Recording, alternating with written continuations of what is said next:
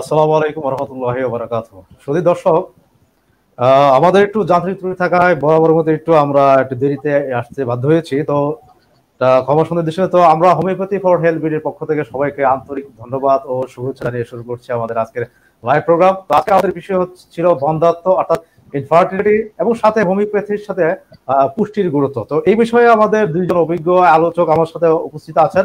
তো সুধী দর্শক, আমরা আমাদের সম্মানিত অতিথির সাথে পরিচিত হই।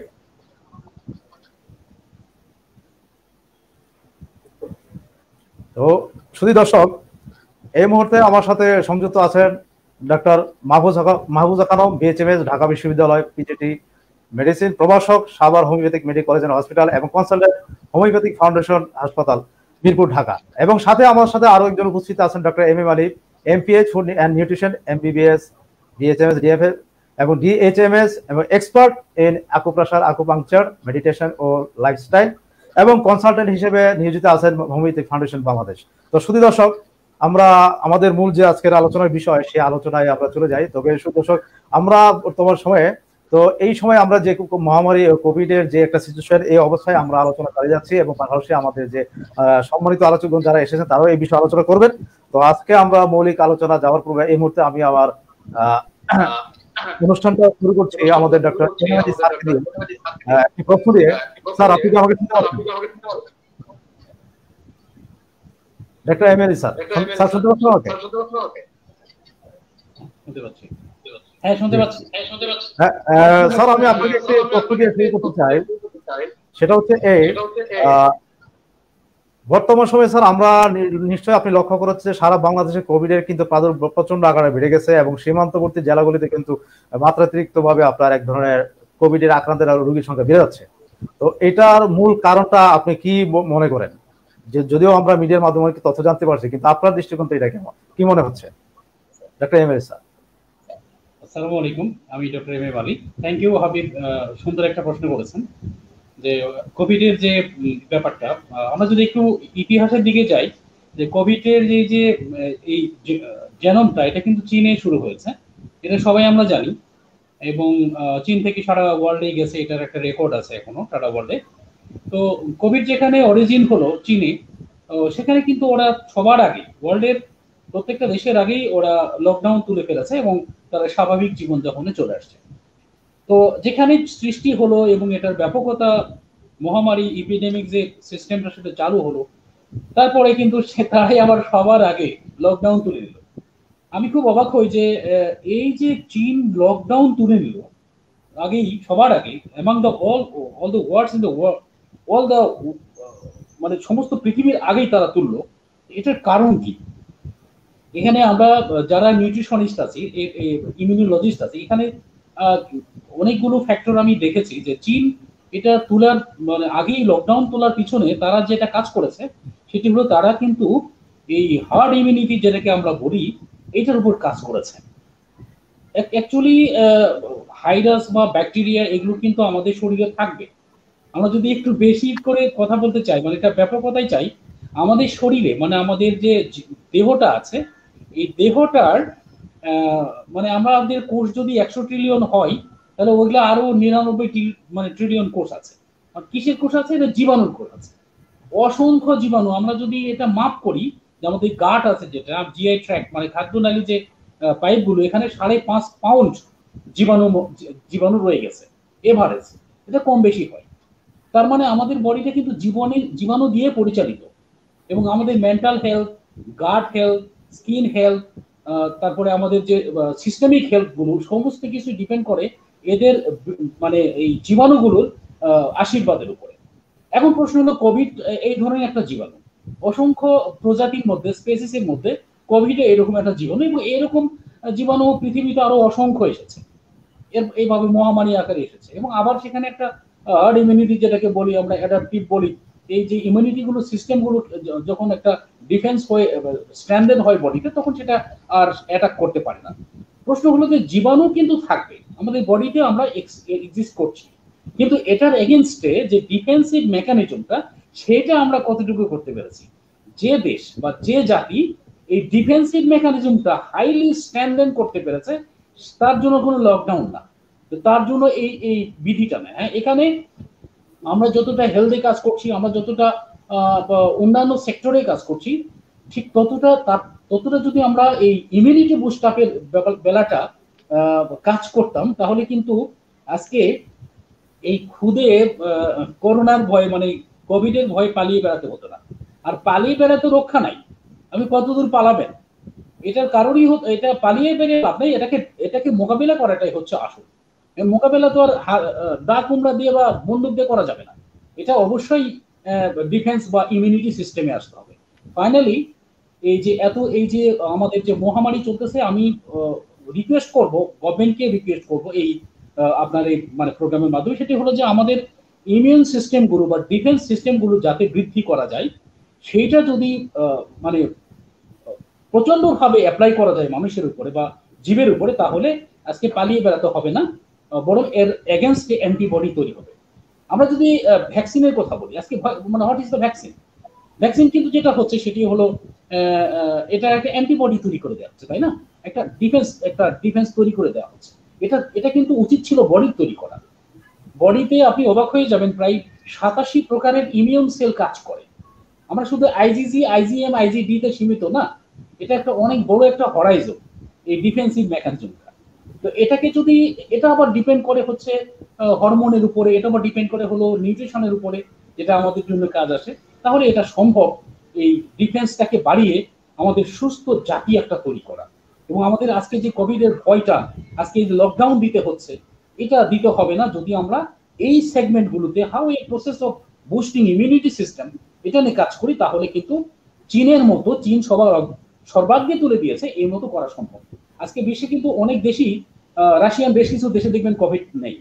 আপনি নিউজিল্যান্ডের কথা ধরেন, অনেক মানে ওই দেশগুলোতে কিন্তু কোভিডের ইয়েটা খুবই কম, অস্ট্রেলিয়াতেও কম, অনেকগুলো দেশে আছে যেগুলাতে কোভিডের ইয়েটা খুবই কম। তো এটা এই বেসিক্যালি হচ্ছে আমরা ইমিউনিটি বাড়ানো। জি, ধন্যবাদ ডক্টর মোহাম্মদ ইউনূস স্যার। আপনার আমি আসছি, আপনার কাছে আরো আসবো, এই বিষয়ে আরো জানার জন্য আরো প্রশ্ন আছে আমার কাছে। যেহেতু আমার আজকের মূল বিষয় হচ্ছে আপনার ইনফার্টিলিটি এবং পুষ্টি, তো আমি এই মুহূর্তে ইনফার্টিলিটি আলোচনা শুরু করতে চাই। তো আমি ডক্টর মাহফুজা খানম ম্যাডাম কাছে আসতে যাচ্ছি একটা বিষয়। ম্যাডাম, আপনি আমাদের দর্শকদের উদ্দেশ্যে ইনফার্টিলিটি অর্থাৎ তার একটা সংক্ষিপ্ত ধারণা আমাদের দর্শকদের উদ্দেশ্যে আপনি আলোচনা করুন এবং মানুষকে আমাদেরকে। জি ম্যাডাম। জি, ধন্যবাদ ডক্টর হাবিব। আজকে আমাদের যে আলোচনার বিষয়বস্তু সেটা হচ্ছে বন্ধ্যাত্ব এবং পুষ্টি সংক্রান্ত বিষয় নিয়ে আলোচনা। তো আমাদের সমাজের একটা অত্যন্ত কমন একটা সমস্যা ইনফার্টিলিটিকে বাংলায় আমরা সবাই যেটা বন্ধ্যাত্ব হিসেবে জেনে থাকি বা বুঝে থাকি। বন্ধ্যাত্বটা কি আসলে?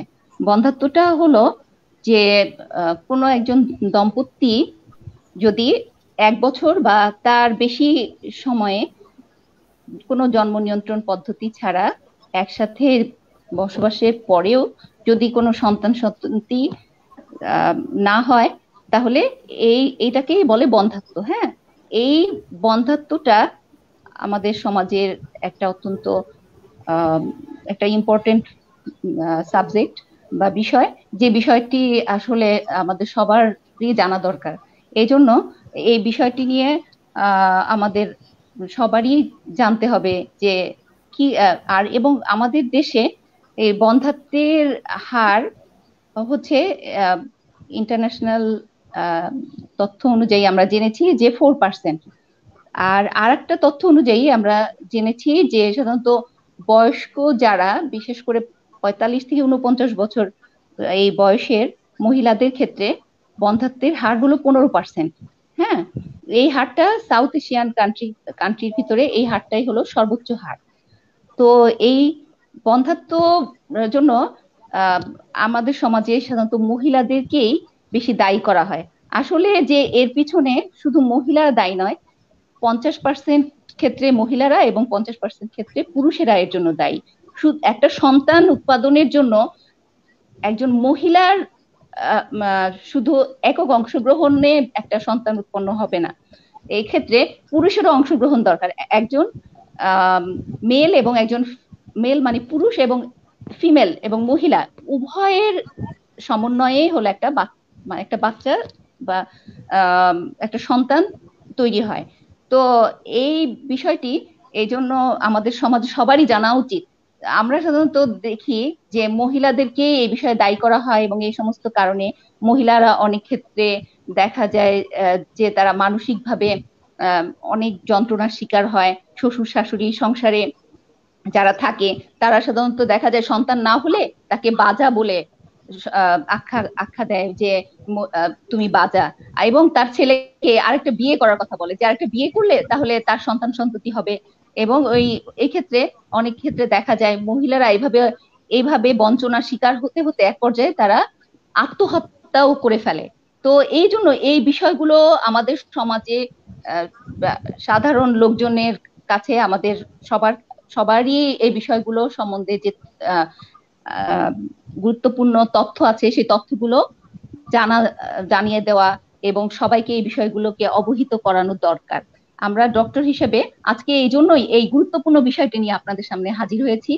হ্যাঁ, আর এই যে বন্ধ্যাত্ব, যে এই বন্ধ্যাত্বর ক্ষেত্রে দেখা যায় মহিলাদের অনেক সময় দেখা যায় যে সমস্যাগুলো থাকে, যে প্রথম অনেকের ক্ষেত্রে বোঝা মানে 1 বছর বা তার বেশি সময়ের পরে যখন বাচ্চা না হবে তখনই এই বিষয়টাকে আমাদের মানে গুরুত্ব দিতে হবে এবং এই বিষয়টি নিয়ে আমাদেরকে মহিলাদের এবং পুরুষদের কি কি সমস্যা আছে সেগুলো ডিটেক্ট করার জন্য কেউ যদি কোনো দম্পতি আমাদের কাছে আসে যে আমাদের বাচ্চা হচ্ছে না, তখন তাদের কাছে যে সমস্যা, তাদের যে শারীরিক যে সমস্যাগুলো আছে সেই সমস্যাগুলো আমাদের ডিটেক্ট করার জন্য মহিলাদের ক্ষেত্রে আমাদের জানতে হবে যে বাচ্চা হচ্ছে না, তার মাসিক নিয়মিত কিনা, কতদিন পর পর মাসিক হচ্ছে, তারপরে হচ্ছে তার পেটে কোনো ব্যথা আছে কিনা, সাদা স্রাব হচ্ছে কিনা, হ্যাঁ, তারপরে এই ধরনের অনিয়মিত স্রাব দেখা যায় 2-3 মাস পর পর হচ্ছে অথবা বহুদিন পর পর স্রাব হচ্ছে, এই ধরনের কিছু সমস্যা থাকে। আর পুরুষদের ক্ষেত্রে দেখা যায় যে সাধারণত যে সমস্যাগুলো থাকে তাদের হলো দেখা যায় যে সিমেনের প্রবলেমের কারণেই এই সমস্যাগুলো হয়ে থাকে। তো এই ক্ষেত্রে দেখা যায় যে সিমেন অ্যানালাইসিস এর কথা বললে, সিমেনটা যদি অ্যানালাইসিস করা হয় তাহলে এই ক্ষেত্রে তার পর্যাপ্ত পরিমাণে সিমেন সিক্রেশন হচ্ছে কিনা, তারপরে এই যে সিমেন্টটা সিক্রেশন হচ্ছে সেটা আসলে তার যে পরিমাণ মর্টিলিটি থাকা দরকার সেই পরিমাণ মর্টিলিটি আছে কিনা, মানে সিমেনের অ্যানালাইসিস করলেই এই বিষয়গুলো জানা যাবে। তারপরে তার প্রিম্যাচিউর ইজাকুলেশনের সমস্যা আছে কিনা, এই ধরনের আরো বিভিন্ন রকমের ডিজিজের কারণেও অনেক সময় দেখা যায়, আবার জন্মগত ত্রুটির কারণেও দেখা যায়, কারো টেস্টিসের প্রবলেম থাকলেও অনেক ক্ষেত্রে দেখা যায় যে পুরুষের কারণে মহিলাদের বাচ্চা হচ্ছে না, মহিলাদের কোনো সমস্যা নেই কিন্তু পুরুষের সমস্যার কারণে বাচ্চা হচ্ছে না। এবং এই সমস্ত ক্ষেত্রেও কিন্তু সমাধান আছে। সমাধান বলতে বর্তমানে মানে আধুনিক চিকিৎসা পদ্ধতিতে দেখা যাচ্ছে যে টেস্ট টিউব বেবির মাধ্যমে এই সমস্যার সমাধান করতেছে। হ্যাঁ, IVF, তারপরে আর একটা আছে IUI। হ্যাঁ, IVF মানে হচ্ছে ইনভিট্রো ফার্টিলাইজেশন। এটাতে হলো টেস্ট টিউব বেবিটাকে মানে তৈরি করার জন্য কিভাবে প্রসেস করা হয়, একজন দম্পতির মধ্যে মহিলাদের হলো ওভুলেশনের প্রসেসটা হলো মনিটর করা হয় এবং স্টিমুলেট করা হয় ওভুলেশনের জন্য, এবং ওভুলেশনের পরে ওখান থেকে ওভাম নিয়ে এসে সেই ওভামটাকে দেহের বাইরে, মহিলার দেহের বাইরে একটা মিডিয়াতে একটা টেস্ট টিউবের ভিতরে পুরুষের স্পার্ম এবং মহিলার ওই ওভাম একত্রিত করে কালচার করা হয়, এবং এই কালচার করে যখন এটা একটা এমব্রায়োর ফরমেশন হয় তখন সেই এমব্রায়োটাকে আবার মহিলাদের ইউটেরাসে ইমপ্ল্যান্ট করে দেওয়া হয়, এবং এখান থেকেই আস্তে আস্তে করে বাচ্চা মহিলাদের ইউটেরাসে ডেভেলপ করতে থাকে। এবং এই প্রসেসে যে বাচ্চাটা হয় সেই বাচ্চাটাকেই বলা হয় টেস্ট টিউবের ভিতরে মানে এই ফার্টিলাইজ করে, যেহেতু এইটাকে আবার মহিলাদের ইউটেরাসে ইমপ্ল্যান্ট করে বাচ্চা তৈরি করা হচ্ছে। এই জন্য এই বেবিটা যে তৈরি হচ্ছে, এই বেবিটাকে বলা হয় টেস্ট টিউব বেবি। হ্যাঁ, আর আরেকটা হচ্ছে ইন্ট্রা ইউটেরাইন ইনসেমিনেশন। হ্যাঁ, ইন্ট্রা ইউটেরাইন ইনসেমিনেশন হলো পুরুষদের যে সিমেন্টটা থাকে সেই সিমেন্টটাকে কালেক্ট করে তখন সেই সিমেন্টটাকে মহিলাদের ওভুলেটরি পিরিয়ডে যে সময়ে হচ্ছে তার ওভাম থেকে ওভারি থেকে ওভাম সিক্রেশন হয়, মানে অ্যাক্টিভ ওভাম তৈরি হয় বা এগ তৈরি হয়, তখন ওই এগের সাথে ইমপ্ল্যান্ট করার জন্য স্পার্মটাকে মহিলাদের ইউটেরাসে ঢুকিয়ে দেওয়া হয় এবং ফার্টিলাইজ করা হয়, যাতে ফার্টিলাইজ হয়ে ওখানে বাচ্চা মানে ফার্টিলাইজেশন হয় এবং ফার্টিলাইজেশন হয়ে ইমপ্ল্যান্ট হয় এবং বাচ্চা ডেভেলপ করে। এটাও একটা ওয়ান অফ দা প্রসেস হচ্ছে বাচ্চা যাদের হয় না, যারা নিঃসন্তান দম্পতি, তাদের ক্ষেত্রে এই পদ্ধতিগুলো প্রয়োগ করা হয়। হ্যাঁ, যে ধন্যবাদ ম্যাডাম, আপনি একটি সামগ্রিক ছোট একটা অর্থাৎ আপনার ইনফার্টিলিটির সম্পর্কে একটা সামগ্রিক ছোট একটা সংক্ষেপে একটা ধারণা দিয়েছেন। আমরা সম্ভবত যেটা বুঝি ম্যাডাম, আমরা আপনাদের মাঝ কল্যাণে যেটা জানি যে যদি স্বামী স্ত্রী একসাথে বসবাস করা এবং সহবাস করার পরও যদি তাদের 1 বছরের ভিতরে তাদের কোনো সন্তানের দেওয়া হয়, সেই ক্ষেত্রে আমরা বলা চলে যে ইনফার্টিলিটির একটা প্রাথমিক একটা কারণ হিসেবে উল্লেখ করতে হবে। তাছাড়া আপনি আরো কিছু কারণ উল্লেখ করছেন, সেটা হচ্ছে আপনার অন্যান্য পুরুষদের কারণও থাকতে পারে, সেখানে টেস্টের সমস্যা থাকতে পারে, বা মহিলাদের বিশেষ ওভালুয়েশনের ক্ষেত্রে সমস্যা থাকলে সেখানেও প্রবলেম হতে পারে। তো আমি আপনার কাছে আবার আসছি, তো আমি ডক্টর এম আলী স্যারের কাছে আবার একটা বিষয় আসতে যাচ্ছি। স্যার, এক্ষেত্রে আপনি তো একজন পুষ্টি বিশেষজ্ঞ এবং নিউট্রিশনিস্ট এবং পাশাপাশি একজন এমবিবিএস ডাক্তার আরো, এবং আমরা অনেক বিশেষ আপনার পরিচয় আছে। তো আমি যে বিষয়ে জানতে চাচ্ছি স্যার, এক্ষেত্রে বিশেষ করে আমরা এটাও জানি যে নারীদের ক্ষেত্রে যদি আপনার বন্ধ্যত্বের একটা কারণ থাকে, তার পুষ্টি একটা বিষয় আছে, এখানে পুষ্টিগত একটা সমস্যা থাকতে পারে। সেক্ষেত্রে এই ইনফার্টিলিটির ক্ষেত্রে পুষ্টির গুরুত্বটা আপনি কিভাবে দেখছেন ডক্টর মোহাম্মদ ইলি স্যার? আচ্ছা, থ্যাংক ইউ। আসলে ম্যাডাম, থ্যাংক ইউ, আপনি এক্সপ্লেন করেছেন বেটার। তো এই যে টোটাল বিষয়টা, আপনি যে প্রবলেমগুলোর কথা বললেন, অনেকগুলো প্রবলেমের কথা বলেছেন এবং কিছু সমাধানের কথা বলেছেন, দুটি টেস্টিং বেবির কথা বলেছেন। ওকে, তো এটা কেন হয়, ইট ইজ নিড, কেন দরকার হচ্ছে?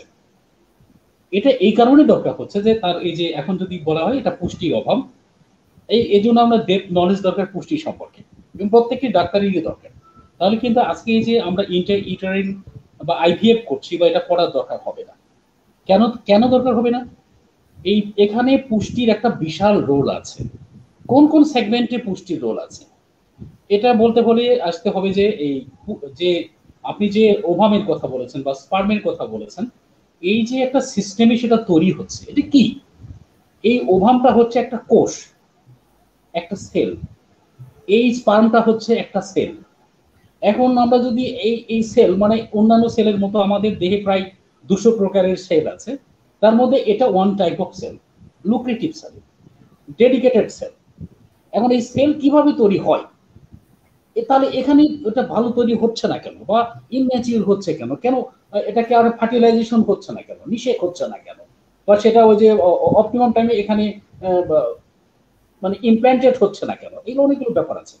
এই মোটিলিটি রেটটা কেন বাড়ছে না, এটা যদি আমরা টোটালি ডায়াগনোসিস করি, তাহলে এর পিছনে দুটি জিনিস আসবে। Two factor is highly requisite to regulate all the system through productions of ovum, production of healthy production of sperm, both. কি কি আসে এক্ষেত্রে? নিশ্চয়ই ম্যাডামও স্বীকার করবেন যে, বা সবাই স্বীকার করবেন যে হরমোন আছে, আবার স্বীকার করবেন যে হরমোন ইমিউনিটি সিক্রেট হয় কিনা। এইখানে বিহাইন্ড দ্য হরমোন অনেকগুলো হরমোন এখানে কাজ করে, স্টিমুলেটরি হরমোন। আপনি ম্যাডাম নিশ্চয়ই বলবেন যে ফলিকুল স্টিমুলেটিং হরমোন, এটা পিটুইটারি গ্ল্যান্ড থেকে সিক্রেট হয়, যে ফলিকুল গুলাকে বড় করে। আমি যদি মেয়েদের ব্যাপারে আসি, এটা ছেলেদেরও আছে, ছেলেদেরও ডেভেলপমেন্ট করে। এই ফলিকুল গুলোকে ডেভেলপমেন্ট করতে গিয়ে একটা হরমোন সিক্রেট করতে হয়, ফলিকুল স্টিমুলেটিং হরমোন। এটা কোথা থেকে সিক্রেট হয়? এটা বেসিক্যালি পিটুইটারি গ্ল্যান্ডের একটা পার্ট, অ্যান্টেরিয়র পিটুইটারি থেকে এটা ছাড়ে, লুটিনার্জিক হরমোনও ছাড়ে।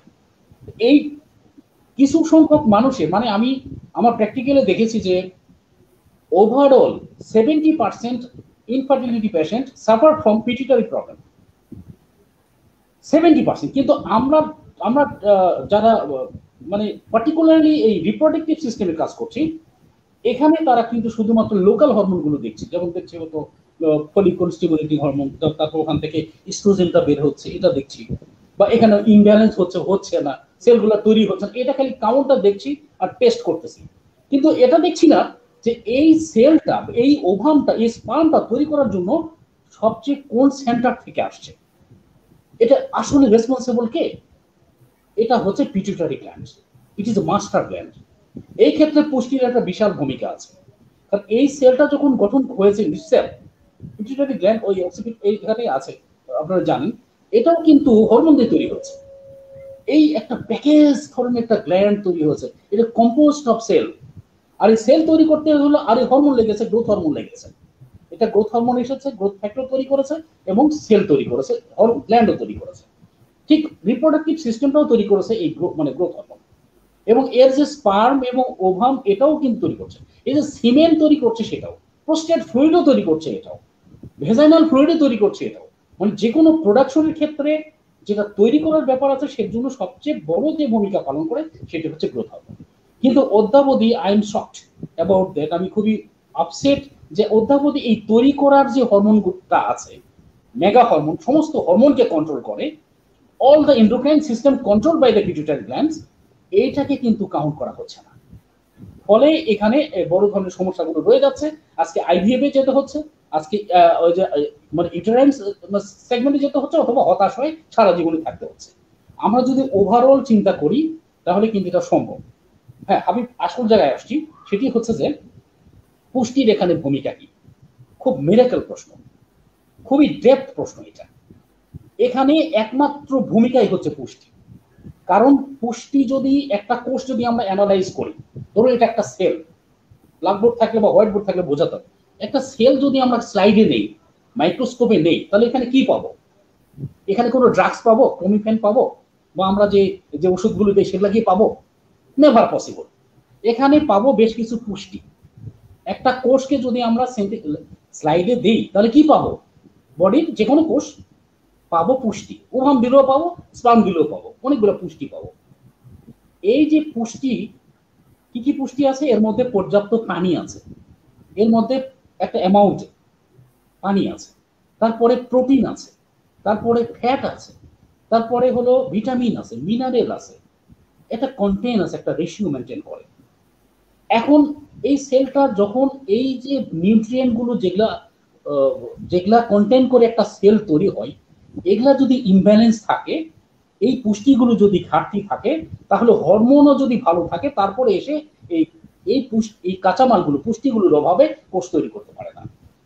মেজরিটি অফ এই যে যারা আমরা শুধু ভাত ডিপেন্ডেন্ট দেশে, মানে আমরা যারা শুধু কার্বোহাইড্রেট ডিপেন্ডেন্ট আমরা জাতি, তারা কিন্তু পুষ্টি বলতে শুধু ভাতই বুঝি বা রুটি বুঝি, মানে কার্বোহাইড্রেটটাকে বুঝি। কিন্তু আমরা এটা বুঝি না যে পুষ্টি একটা বড় ব্যাপার। মানে কার্বোহাইড্রেটের মধ্যে পুষ্টি শুধুমাত্র ক্যালোরি আছে, আর কিচ্ছু নাই। এবং বডিতে অবাক হয়ে যাবেন হাবিব, এই টোটাল বডিতে 1% কার্বোহাইড্রেট লাগে, টোটাল এই বডিটা।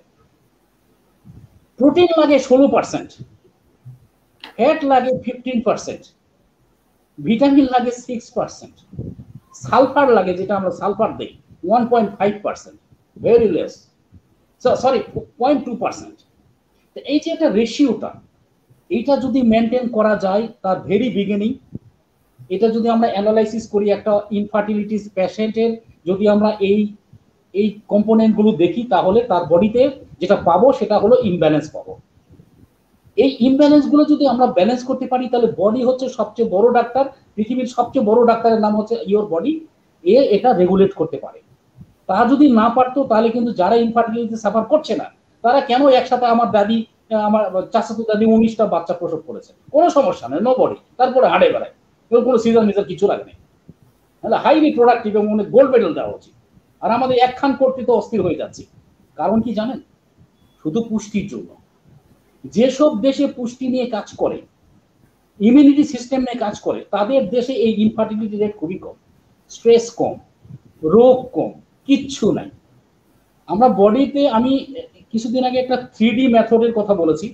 হ্যাঁ স্যার, আমি আপনার এই বিষয়টা নিয়ে আমি আবার আসছি। আমার প্রশ্নে এটা আছে, আমি আপনাকে অবশ্যই বিষয়টা আমি আবার জানতে চাইবো।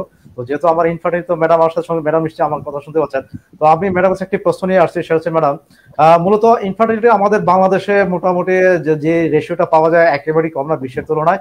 তো এখানে স্যার একটু আলোচনা, একটা পুষ্টির একটা বিষয় আছে। তো সেই দৃষ্টিকোণ থেকে আমাদের এই বাংলাদেশে, বিশেষ করে বাংলাদেশে প্রেক্ষাপটে কাদের এই আনইনফার্টিল হারটা সবচেয়ে বেশি, আপনি কি মনে করেন? পুষ্টি সংক্রান্ত দিক থেকে বিবেচনা করলে দেখা যায় যে আমাদের সমাজে যারা হচ্ছে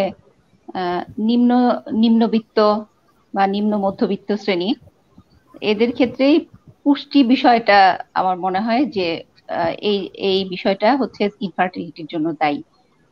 ম্যালনোরিস্ট, তাদের যে পরিমাণ ফুড বা নিউট্রিশন দরকার, সেই পরিমাণ ফুড আর নিউট্রিশন যদি তাদেরকে না দেওয়া হয় বা তারা যদি সেগুলো না পায়, তাহলে এই কারণটা এই ক্ষেত্রে নিম্ন মধ্যবিত্ত বা নিম্নবিত্তদের জন্য ইনফার্টিলিটির কারণ হতে পারে। জি, ধন্যবাদ ম্যাডাম। আমি আরেকটি প্রশ্ন আপনার সাথে সংযুক্ত করতে চাচ্ছি, সেটা হচ্ছে বিশেষ করে আপনি একটু আগে বলছেন যে নিম্নবিত্ত বা মধ্যবিত্ত যে এই শ্রেণীটার ভিতরে বিশেষ করে এই আক্রান্তের হারটা বেশি থাকে। তো সেক্ষেত্রে আসলে আমাদের সমাজে কিন্তু আবার শিক্ষিতেরও একটা শ্রেণীভেদ আছে, আপনি নিশ্চয়ই বুঝতে পারছেন যে স্বল্প শিক্ষিত, মধ্য শিক্ষিত, উচ্চ শিক্ষিত। তো এই সব শিক্ষিত পরিবারের ভিতরে দেখা যাচ্ছে কিছু কনসেপ্ট আছে যারা হয়তো চাকরি, যারা বিভিন্ন জবে থাকেন, চাকরি করছেন বা বিভিন্ন পেশায় থাকেন, সবার হয়তো তারা সময় তো সন্ধান নিচ্ছেন না। তো এই যে বিষয়টা আসলে এই সামগ্রিক সামাজিক দৃষ্টিকোণ থেকে আপনি কোন শ্রেণীটাকে বলবেন যে যারা সবচেয়ে বেশি আপনার এই বন্ধ্যাত্বের শিকার হয়ে থাকেন, আপনার কি মনে হয় ম্যাডাম? অবশ্য এই দৃষ্টিকোণ থেকে এক এক দৃষ্টিকোণ থেকে এক এক রকম। আসলে এই দৃষ্টিকোণ থেকে বিবেচনা করলে যারা শিক্ষিত উচ্চবিত্ত যারা, তাদের তো আর পুষ্টি সংক্রান্ত সমস্যা নেই, তাদের খাওয়া প্লাস ইকোনমিক্যাল কন্ডিশন খারাপ থাকে না। তো এই ক্ষেত্রে পুষ্টিটা তাদের ক্ষেত্রে অতখানি প্রভাব ফেলে না ইনফার্টিলিটির ক্ষেত্রে। এই ক্ষেত্রে দেখা যায়, আমরা জানি যে মেয়েদের চাইল্ড বেয়ারিং এজের মধ্যে 25 ইয়ার্সই হচ্ছে সবচেয়ে মানে সুইটেবল টাইম বাচ্চা চাইল্ড বেয়ারিং এর জন্য। তো যারা হলো শিক্ষিত শ্রেণী বা উচ্চবিত্ত শ্রেণী, দেখা যায় লেখাপড়া করছে, চাকরি বাকরি করছে, মনে করে যে আরো কিছুদিন পরে আমরা বাচ্চা নিব, একটু দেরি করে বাচ্চা নেই, এরকম করতে করতে দেখা যায় যে আস্তে যতই বয়স বাড়তে থাকে, অ্যাবাভ 30, তারপরে 35 ইয়ার্স, এই সময়গুলো হাই রিস্ক হয়ে যায় প্রেগনেন্সির জন্য এবং বাচ্চা নেওয়ার জন্য। কিন্তু এই ধারণা যাদের না থাকে, সেই মানে এই সমস্ত ক্ষেত্রেই দেখা যায় যে এই যে ইনফার্টিলিটি প্রবলেম গুলা বেশি দেখা যায়। আস্তে আস্তে করে বয়স যত বাড়ে ততই হচ্ছে ওভুলেশনটা কমতে থাকে এবং ওভুলেশনের যে ফাংশন সেটাও আস্তে আস্তে ইম্পেয়ার হতে থাকে, কমে যেতে থাকে। আর হচ্ছে উপযুক্ত সময়ে যদি বাচ্চা না নেওয়া হয়, প্রথম একটা বাচ্চা হয়ে গেলে দেখা যায় আর সমস্যা হয় না।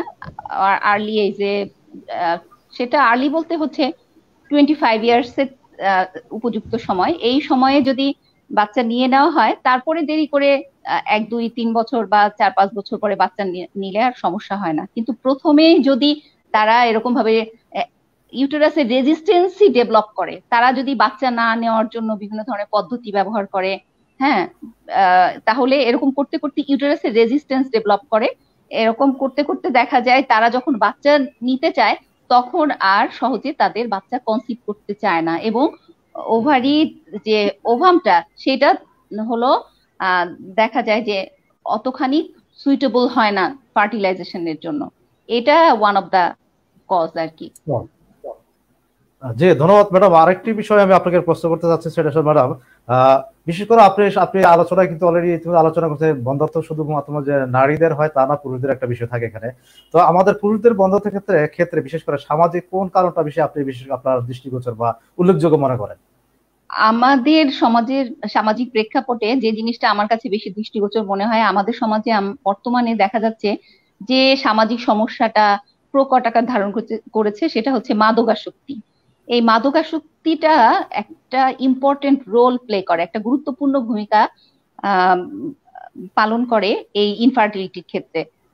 যারা হচ্ছে গাঁজা, ফেন্সিডিল, তারপরে হচ্ছে এই মারিজুয়ানা, তার ইয়াবা, এগুলো সেবন করে, তাদের দেখা যায় যে স্পার্ম প্রোডাকশনটা হলো কমে যায়, এবং তাদের স্পার্ম যখন কমে যায় আর সেক্সুয়াল বিভিন্ন ধরনের প্রবলেম দেখা দেয়।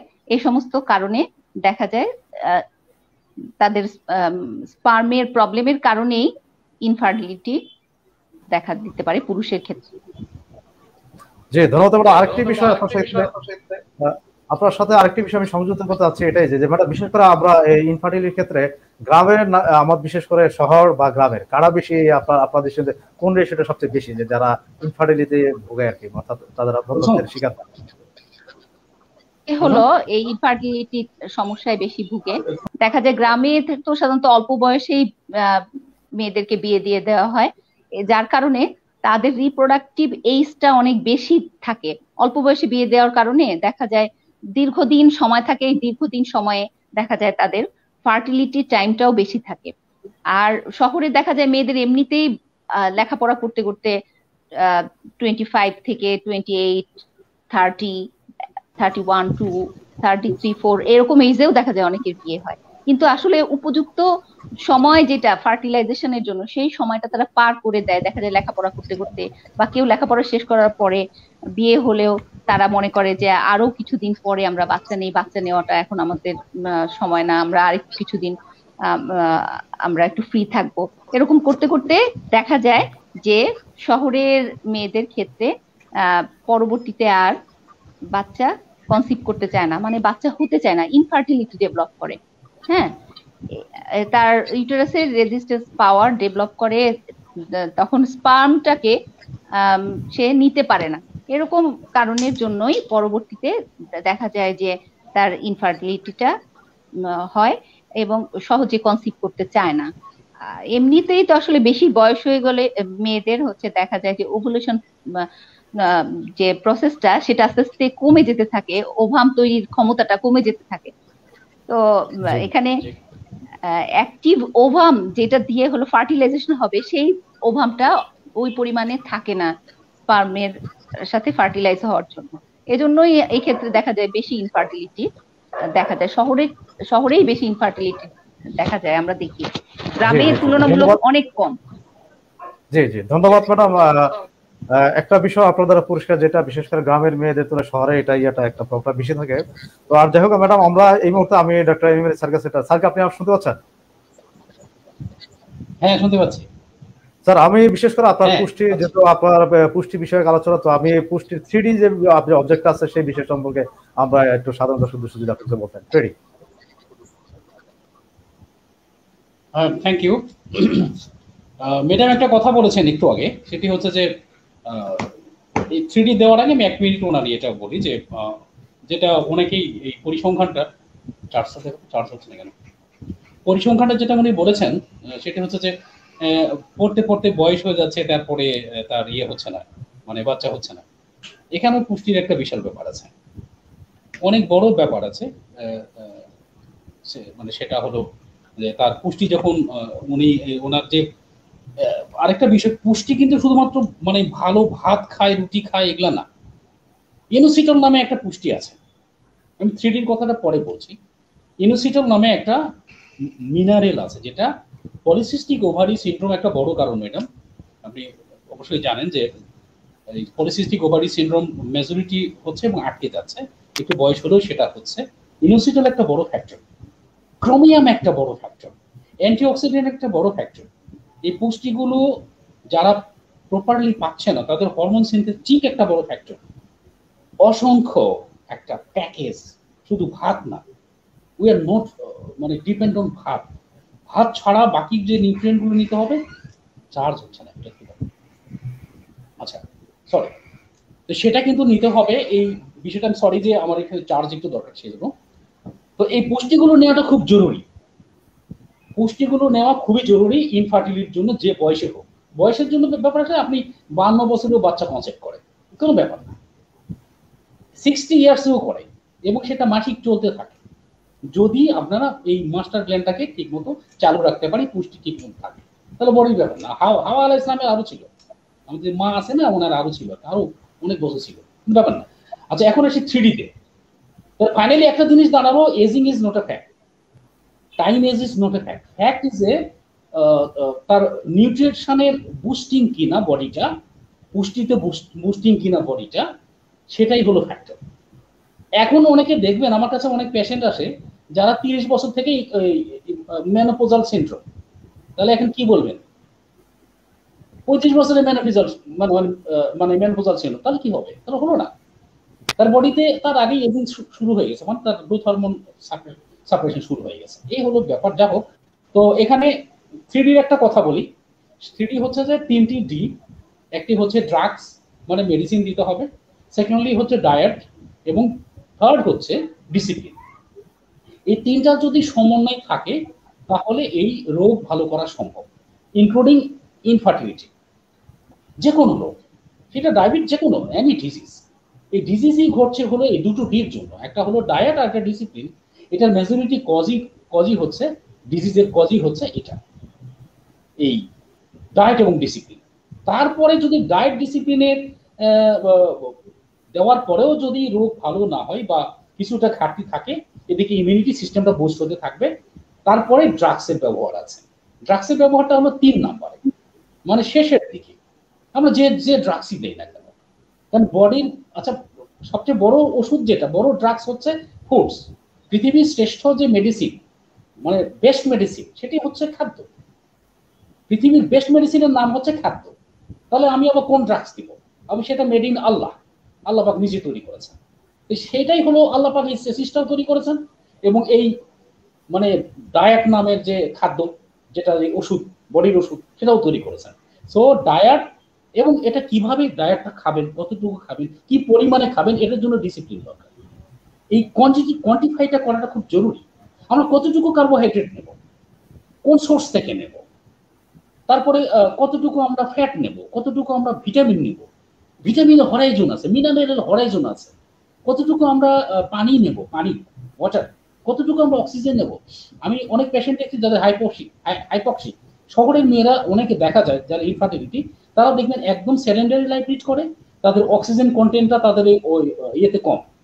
অনেক জায়গা তাদের হাইপক্সিক, মানে অনেক জায়গায় অনেক সেল আর্টারিগুলো ব্লকেজ, সেখান থেকে ভালো অক্সিজেন পাচ্ছে না, তার মানে ইন্টারেস্টও ভালো পাচ্ছে না, সেখানে তারা কিন্তু পুষ্টাইতেও হচ্ছে না, তার সব কিছু খাচ্ছে, ওখানে রিস্ক করতেছে না। এটাও একটা ফ্যাক্টর, মানে ওভারঅল ডিসিপ্লিন ফ্যাক্টরগুলোর মধ্যে এটা আছে। এবং ওভারঅল ডায়েটগুলোর, মানে বিউটি অফ ডায়েট, এটা পিএইচডি করা যায়, আপনি জানেন। আমি, এটা অনেক বড় বিষয়, অনেক বড়, মানে কয়েকটা মনে হয় এফসিপিএস করা লাগবে। ফুড এমন একটা হরাইজন, বিশাল হরাইজন, বিভিন্ন রকমের ব্যাপার। তো সেখানে যদি এটা মেনটেন করা যায়, ডায়েট, ডিসিপ্লিন, তাহলে এটা একদম সুস্থ করা সম্ভব। মেজরিটি এই যে তাদের মানে মেনোপোজাল সিনড্রোমটাকে আরো অ্যাগ্রাভেট করা সম্ভব। হয়তো 43 বা 45-এ তারা মেনোপোজে যাচ্ছে, এটাকে আপনি 50-এ নিতে পারবেন, এটাকে আপনি 60-এ নিতে পারবেন, এটাকে আপনি আরো বাড়াতে পারবেন, সম্ভব। এটা বায়োলজিক্যাল সম্ভব। কারণ এটা এত এত তাড়াতাড়ি বন্ধ করে দিতে হবে। তার যে কন্টেন্ট গুলো, তার যে হরমোনাল গ্ল্যান্ড গুলো আছে, ওগুলোকে ঠিক রাখেন, যে সে ওই ইস্ট্রোজেন ছাড়তেই থাকবে, সে লুটিনাইজিং হরমোন ছাড়তেই থাকবে, যদি সে তার সেল ঠিক থাকে, তার কোষগুলো ঠিক থাকে। টোটাল বডিতে কোষ, একটা কোষ থেকে এতগুলো কোষ হয়েছে, health treat the cell molecular, তাহলেই সম্ভব। সে গ্ল্যান্ডের হোক আর রিপ্রোডাক্টিভ সিস্টেম হোক, এই টোটাল সিস্টেমের কোষ।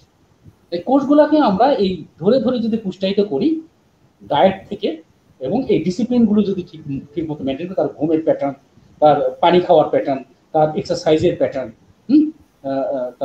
তার সানলাইটে কতক্ষণ থাকে সেটার প্যাটার্ন, তার থিঙ্কিং সাইকোলজিক্যাল প্যাটার্ন, ম্যাডাম সব বলেছেন, সেই প্যাটার্নগুলো ডিসিপ্লিনের মধ্যে, এগুলো যদি ঠিক মতো ব্যালেন্স ন্যাচারালি হয়, তাহলে এটাকে অ্যাগ্রাভেট করা সম্ভব।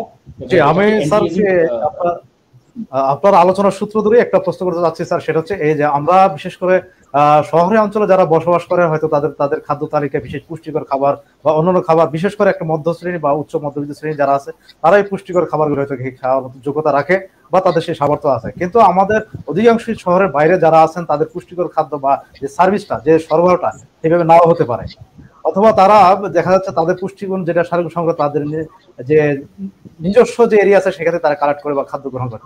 তো আপনি এই শ্রেণীটাকে, বিশেষ করে যারা নিম্নবিত্ত বা নিম্ন শ্রেণী যারা আছে, তাদের ক্ষেত্রে আপনার পুষ্টিকর পরামর্শটা কি? ন্যাচারাল থেকে তারা সেটা কালেক্ট করতে পারে কিনা, ন্যাচারাল বা আশেপাশ থেকে? থ্যাংক ইউ ডক্টর হাবিব, খুবই ভালো একটা চমৎকার কোশ্চেন করেছেন যে পুষ্টির জন্য অনেক টাকা দরকার, যেটা আসলো, হ্যাঁ, তার টাকা দিয়ে পুষ্টি কিনতে হবে। অ্যাকচুয়ালি যারা, এটা হলো একটা সাইকোলজিক্যাল ব্যাপার, যে আপনি একটা জিনিস দেখেন, যারা সিগারেট কিনে খায়, হ্যাঁ, অনেক দামি ব্যান্সন এখন বোধহয় 12 টাকা না কত আমি জানি না, তো একটা করে 12 টাকা করে কিনে খায় এবং তারা দিন মজুরিরা কিনে খায় অনেকে। তো সে টাকা কোথায় পায়? সে কিন্তু কোনো রকম সোর্স থেকে টাকাটা কালেকশন করে।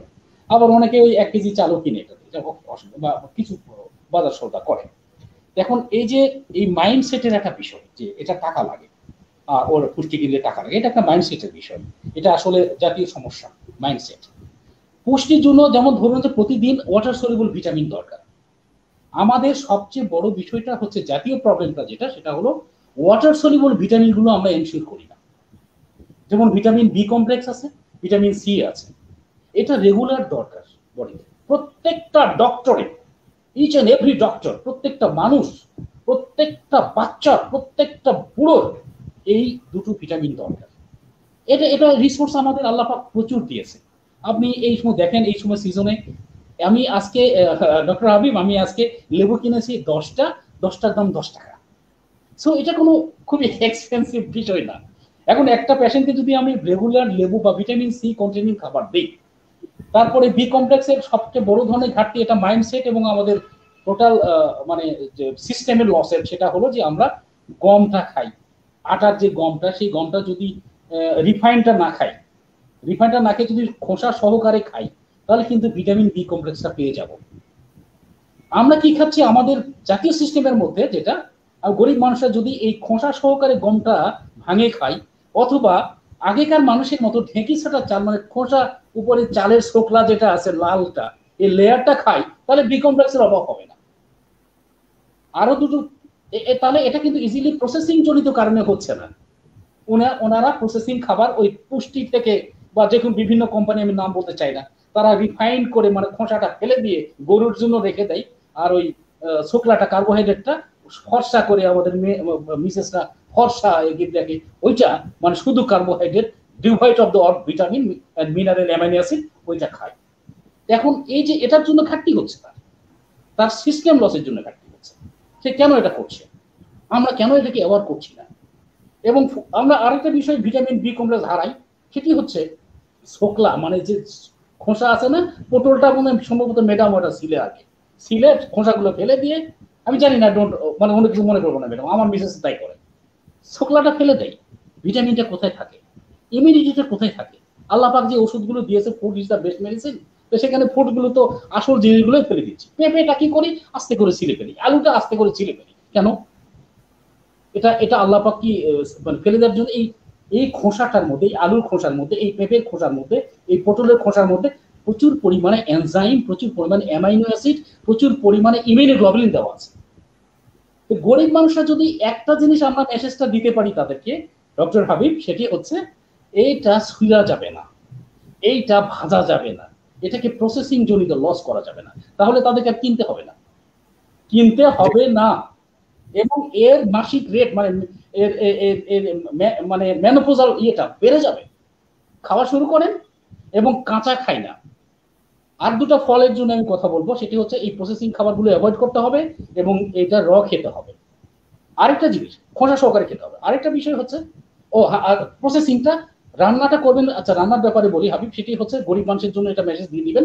সেটি হচ্ছে রান্না করার সময় যে বয়েলিংটা করবে খোসা সহকারে, যদি পুঁই শাক রান্না করে, পুঁই শাকটা আগে ধুয়ে নেবে, তারপরে প্রসেসিং করবে। এবং পুঁই শাকের একটা ফ্লেভার আল্লাহ পাক দিয়েছেন, এই ফ্লেভারটা যেন থাকে, সেই অবস্থায় নামাতে হবে।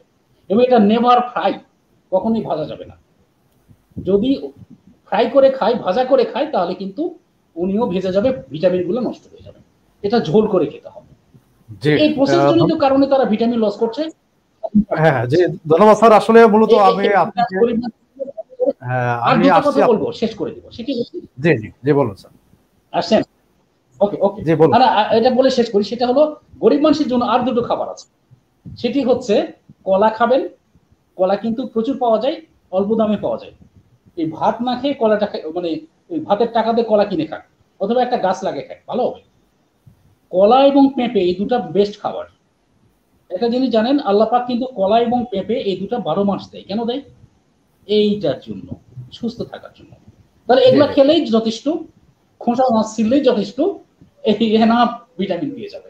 হ্যাঁ, জি, ধন্যবাদ বলতেছি। একটা এমএলএ স্যার। মূলত আমার কাছে কিছু প্রশ্ন আছে যেগুলো হয়তো আপনার সামনে উপস্থাপন করতে আমার সময় সংক্ষিপ্ত একদম। আমরা সেই দিকে চলে এসেছি, যার জন্য আমি একটু তাড়াহুড়া করছি। তো আমি ডক্টর মাহফুজা খানম ম্যাডাম কাছে আসছে একটা বিষয় নিয়ে। ম্যাডাম, সেটা হচ্ছে আপনার, আমরা নিশ্চয়ই আপনি একটু আলোচনা টেস্ট টিউব ব্যবস্থা বা যে আইডিএফ এর কথা বলে আলোচনা করছেন, সচরাচর এই বিষয়টা মূলত যারা সচ্ছল ফ্যামিলি আছে হয়তো তারা গ্রহণ করতে পারে বা তারা আর্থিক এই পদ্ধতিটা নিতে পারে। তো আমি আরেকটি বিষয় একটা সংক্ষেপে জানতে চাচ্ছি, সেটা হচ্ছে এই ক্ষেত্রে বিশেষ করে ইনফার্টিল ফিমেল এবং মেল ইনফার্টিলিটির ক্ষেত্রে মানসিক উৎকণ্ঠা কতটুকু দায়ী বলে আপনি মনে করেন, ডক্টর মাহফুজা খান? গুরুত্বপূর্ণ পয়েন্ট মানসিক উৎকণ্ঠা। এটা তো মানসিক উৎকণ্ঠা থেকে এই ইনফার্টিলিটিটা কমে যেতে পারে। এটার একটা বিশেষ ভূমিকা আছে। উৎকণ্ঠা যদি বেশি করে তাহলে এটা ব্রেনের উপরে প্রভাব ফেলে, এবং ব্রেইনের যে হাইপোথ্যালামাস আছে, হাইপোথ্যালামাস যে সিগন্যাল দেয়, সেই সিগন্যাল অনুযায়ী পিটুইটারি গ্ল্যান্ডের যে সিক্রেশন হয়, এর আগে এম এম আলী স্যার বলেছেন যে হচ্ছে follicle stimulating hormone, luteinising hormone, তারপরে হচ্ছে আরো বিভিন্ন ধরনের হরমোন আছে, যে হরমোনগুলো হচ্ছে পরবর্তীতে আরো মানে এই ফার্টিলিটির সাথে জড়িত ওভাম এবং স্পার্মের ম্যাচুরেশন এবং এগুলার ফাংশনের বা এগুলোর ফরমেশনের উপরে প্রভাব ফেলে। তো মানসিক উৎকণ্ঠা যদি থাকে তাহলে ওই যে ব্রেইনের যে সিগন্যাল, সেই সিগন্যাল ক্ষেত্রেও দেখা যাবে যে ডিস্টারবেন্স দেখা দিবে। তখন এর কারণে এটা ফার্টিলিটির উপরেও প্রভাব ফেলবে। জি জি, আরেকটি বিষয় ম্যাডাম, আপনি আপনার সাথে ইনফার্টিলিটি থাকলে উৎকণ্ঠা বা দুশ্চিন্তা করা যাবে না। এটা সমাধানের জন্য আমাদেরকে সঠিক উপায়ে আমাদেরকে করতে হবে, তাদেরকে কাউন্সিলিং করতে হবে যে আপনি দুশ্চিন্তা দুর্ভাবনা করবেন না, আপনার দুশ্চিন্তার কোনো কারণ নাই। আপনি তাকে স্যার যেটা বললেন, মেডিকেশন, ডায়েট, আর হচ্ছে ডিসিপ্লিন। ডিসিপ্লিন মানে হচ্ছে তার জীবনযাপন প্রণালীটাকে এমন ভাবে করতে হবে তার হাইপার টেনশন যাতে না থাকে। মানে দুশ্চিন্তা দুর্ভাবনা থেকেই তো তার হাইপার টেনশন হবে, এবং এই হাইপার টেনশনের জন্য যে ড্রাগস গুলা সে খাবে, সাধারণত অ্যালোপ্যাথিক ড্রাগস খায় অনেকে, এই ড্রাগসটাও কিন্তু ফার্টিলিটির উপরে প্রভাব ফেলে। মানে ইনডিরেক্টলি দেখা যাচ্ছে যে এটা ফার্টিলিটির উপর, উৎকণ্ঠা থেকে তার হাইপার টেনশন হচ্ছে, ডায়াবেটিস হচ্ছে। এই ডায়াবেটিস হলে দেখা যায় যে ডায়াবেটিসের কারণেও হলো ফার্টিলিটি ইম্পেয়ার হয়ে যায়, মেটাবলিজম কমে যায়। এই বিভিন্ন মানে ইনডিরেক্টলি মানে আলটিমেটলি ফার্টিলাইজেশনের উপরে উৎকণ্ঠাটা একটা গুরুত্বপূর্ণ প্রভাব ফেলতেছে, মানে নেগেটিভ ইম্প্যাক্ট ফেলতেছে। এই জন্য দুশ্চিন্তা কোনো পেশেন্ট যখন আসবে তখন আমাদেরকে অবশ্যই তাকে কাউন্সিলিং করতে হবে যে আপনি কোন রকম দুশ্চিন্তা দুর্ভাবনা করবেন না, আপনাকে আমি চিকিৎসা করে দিচ্ছি, আপনাকে ডায়েট মেনটেন এইভাবে আপনি পুষ্টিবিদ যিনি আছেন, নিউট্রিশন স্পেশালিস্ট, যে তার দরকার হলে তার পরামর্শ নিয়ে আমি তাকে ডায়েট রেজিমেন্ট সম্বন্ধে আমি তাকে পরামর্শ দিব যে আপনি এই খাবারগুলো বেশি করে ডিম, তারপরে হচ্ছে স্যার যেটা বললেন যে vitamin B complex, vitamin C, vitamin D, হ্যাঁ এই খাবারগুলো, আর হচ্ছে সবুজ ফলমূল, রঙিন ফলমূল, শাকসবজি, এগুলো বেশি করে খাওয়ার কথা বলতে হবে, বেশি করে পানি খেতে বলতে হবে। তারপরে তার পর্যাপ্ত ঘুমের কথা বলতে হবে, তার এক্সারসাইজ, যাতে সেডেন্টারি লাইফ লিড না করে, সে শুয়ে বসে না থাকে। তাকে বডির ওয়েট গেইন হয়ে গেলেও অনেক ক্ষেত্রে এটা ফার্টিলিটির উপরে প্রভাব ফেলে, আর এটার কারণে অনেকে মোটা হয়ে যায়। আর অতিরিক্ত দুশ্চিন্তা দুর্ভাবনার কারণে মানুষের খাওয়া দাওয়া বেশি বাড়িয়ে দেয়। এই খাওয়া দাওয়া বেশি মনে করে যে খাওয়ার মাধ্যমে সে আত্মতৃপ্তি, সেলফ স্যাটিসফ্যাকশন পেতে চায়, এবং তখন তার ওয়েট গেইন হতে থাকে। এই ওয়েট গেইনটা আলটিমেটলি দেখা যায় পরবর্তীতে ইনফার্টিলিটির উপরে প্রভাব ফেলতেছে। হ্যাঁ, এই কারণে হতে পারে আর কি, আমি মনে করি। যে ধন্যবাদ, সুন্দর আলোচনা ম্যাডাম। আপনি বিশেষত একটি কারণ যে মাত্র উল্লেখ করে, সেটা হচ্ছে আপনার ইনফার্টিলিটির জন্য বিশেষ করে দুশ্চিন্তা অনেকটা মানুষকে ওবেসিটির দিকে ধাবিত করতে পারে সেখানে, আর সেই ওবেসিটি থেকে আবার তার ইনফার্টিলিটি গেইন করতে পারে। তো এটা একটা সুন্দর একটি যুক্ত ব্যাখ্যা এবং সুন্দর। তো আমি আরেকটি বিষয়, আমার একদম দর্শক প্রশ্ন ছিল, আমি সেই প্রশ্নটা আপনার সামনে উপস্থাপন করছি ডক্টর মাহফুজা খানম, যে থাইরয়েড হরমোনের সমস্যা মহিলাদের বাচ্চা কনসেপ্ট করার জন্য কতটুকু দায়ী, এই বিষয়ে আপনি যদি আমার সেই সময় দর্শকের উদ্দেশ্যে আপনি কিছু বলতেন, ডক্টর মাহফুজা খানম। হ্যাঁ, থাইরয়েড হরমোনের সমস্যা অবশ্যই। থাইরয়েড স্টিমুলেটিং হরমোন যেটা আছে, যে হাইপারথাইরয়েডিজম, দুইটা ক্ষেত্রেই হচ্ছে ইনফার্টিলিটি হয়ে থাকে। এই জন্য যখন হলো থাইরয়েড T3, T4, TSH, হ্যাঁ, এই 3টা হরমোনই হচ্ছে ফার্টিলিটির উপরে প্রভাব ফেলে।